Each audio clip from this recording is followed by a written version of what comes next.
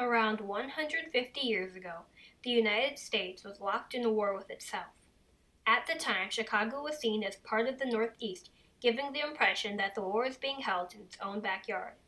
But during a war, you are often fighting an enemy from a country other than your own. So in order to be able to fight the South, the soldiers and civilians from Chicago had to explore the idea of demonizing the Confederates. 150 years ago, America was locked in the same kind of ugly struggle that you see in a place like Syria today, where the country's divided, the infrastructure is being destroyed. Very early in that conflict is something that happens in all wars, and that is that we were fighting our own citizens, but they were Americans too. And very early in the war, this process of demonizing the enemy, of turning the enemy not into one of us, but into another. So you began to see publications like the Chicago Tribune printing articles about, Confederate soldiers are going ahead and digging up the bodies of dead Union soldiers and taking their bones and whittling them into souvenirs that they're giving to their girlfriends in the sunny South.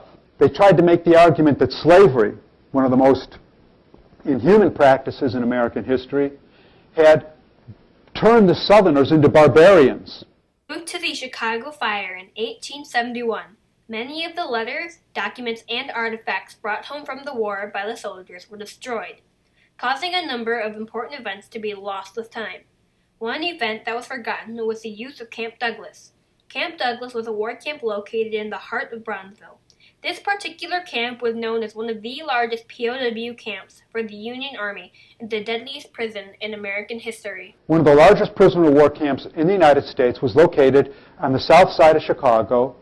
It was called Camp Douglas. And eventually there were 64,000 Confederates who were incarcerated there during the course of the Civil War. Eventually, there were over 4,000 Confederates who died at Camp Douglas. So there are more Confederates buried in Chicago than on any Civil War battlefield. And they died hungry, they died diseased in the heart of one of the largest cities in the United States, in the food distribution center for the United States. And these conditions prevailed in large part because people wanted to see the Confederates suffer. The Chicago Board of Trade actually petitioned President Lincoln to reduce rations at Camp Douglas so that the men there would suffer more. This was the degree of bitterness that grew up in the war, but it was also a byproduct of that close bond between the soldiers on the home front, the soldiers on the battlefront, and the people at the home front. Mary Livermore was a Republican woman that volunteered as an associate member of the U.S. Sanitary Commission. She organized many aid societies, and in 1863, she organized a sanitary fair in Chicago, which raised $86,000. Mary also received food in exchange for goods with a number of surrounding states. And the leader of the Sanitary Commission in Illinois was a woman by the name of Mary Livermore. And in spite of having a very large family, numerous young children, she got deeply involved in war work. She was anxious to try to help the troops. She went once for a short stint nursing at the front, but she couldn't be away from her family long. So she wanted to do what she could do in Chicago to help them. And when she heard that the Sanitary Commission had run out of money supplying fruits and vegetables to fight scurvy in Grant's army outside Vicksburg, she said she went to the men who were on the board that ran the organization, because while there were women that actually did the work, the men were in charge.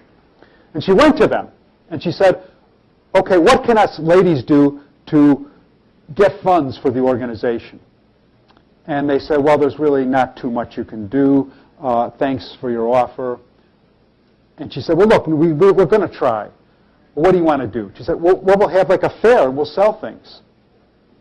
And they laughed at her. They laughed at her and said, oh, okay, you know how sometimes the student organizations sell cupcakes or mimosas or whatever for snacks to raise a little money for the organization. They thought this is what she had in mind. But Mary Livermore was a woman of uncommon organizational ability. And so she put together a network of women throughout the Midwest region. She brought representatives to Chicago. She instructed them. we want you to send to Chicago the best products of every town, every county in the Midwest region. And these things began to flow in, as well as donations of money. Soon she had every one of the municipal halls in the city rented, where she was going to sell these wares. And she still didn't have enough space for all the stuff that was coming in. So she went ahead and organized this fantastic thing they called the Northwest Sanitary Fair. And it lasted for several weeks. And people poured into the city to participate there. They had record sales.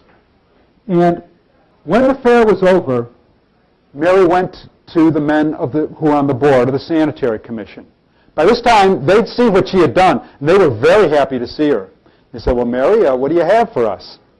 And she gave them a check for $75,000, which in those days was a huge amount of money. And all they could say to her was, Mary, when can you do it again? And she did organize another fair for Chicago, and she then helped organize other fairs all around the country, in all the cities of the North.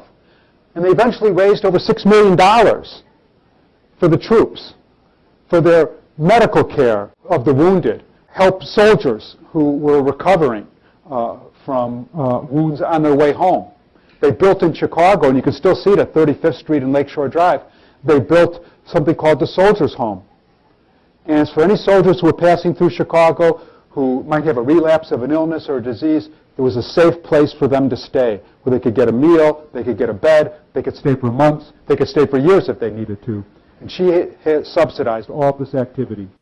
Chicago during the war became a huge food processing and distributing center for the Union. Many of the popular snack foods that are available today were used as sustenance for soldiers in the war. But not only was Chicago a huge food distributor, but it was also a huge industrial center. The number of factories in Chicago had skyrocketed, and Chicago had all this food to distribute and only had wooden train tracks to use, which caused the introduction of steel to Chicago. Around this time, Abraham Lincoln revolutionized banking, which Chicago encountered and used more efficiently than any other city. It was during the Civil War that Chicago became a big food processing and food byproducts industry center. And so many food products still come out of Chicago. The Chicago Union Stockyards were founded during the Civil War because Chicago became the great pork packing center of the country during the conflict. And that food, Chicago as the food distribution center for the country, is the reason why we have this great commodities market in Chicago. That's such a big part of Chicago's financial industry. And Chicago moved from being just a commercial center to an industrial center during the Civil War, with the number of factories in the city tripling during the war decade. And they did this because of the railroads. Chicago supplied the food for the Union Army because it had the railroad connections to where those troops were going, deep into the South. And they had to go ahead and constantly repair those railroads. They had to build rolling stock. They had to build engines. And this meant they needed to make steel in Chicago. Finally, banking, secure banking, played a key role in the development of Chicago as an industrial center. When the Civil War begins, there's only $100,000 on deposit in Chicago banks. Why? Because nobody trusted the banks. Banks issued their own phony currency. Banks, you could just set up a bank with no real secure deposits, and so people didn't trust the banks. During the Civil War, the Lincoln administration passed a series of banking laws that led to the issuing, for the first time, of paper national currency that people could trust. They would guarantee the financial soundness of a series of national banks. National banking caught on in Chicago faster than anywhere else. The war transformed Chicago in profound ways.